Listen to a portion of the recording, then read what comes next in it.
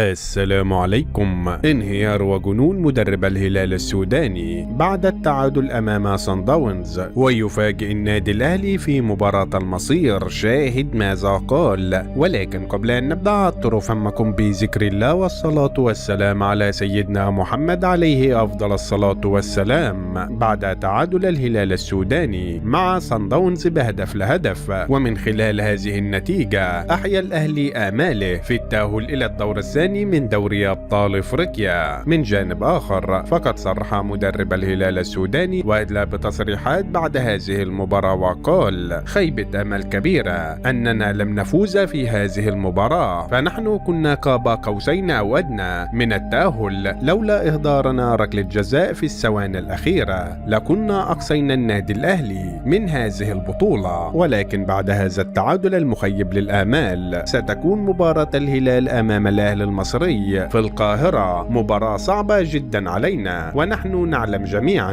أن النادي الأهلي لن يرحمنا في هذه المباراة، وأعتقد أن لديه صقر من الهزيمة في السودان. وأيضا بعد أحداث الشغب التي شهدتها مباراة الأهلي مع الهلال بالسودان، أعتقد أن كل هذه الأجواء ستؤثر على مجريات هذه المباراة. وفي النهاية لو أنت محب للنادي الأهلي اضغط لايك على هذا الفيديو، ولا تنسى الاشتراك في القناة ليصلكم جديدنا.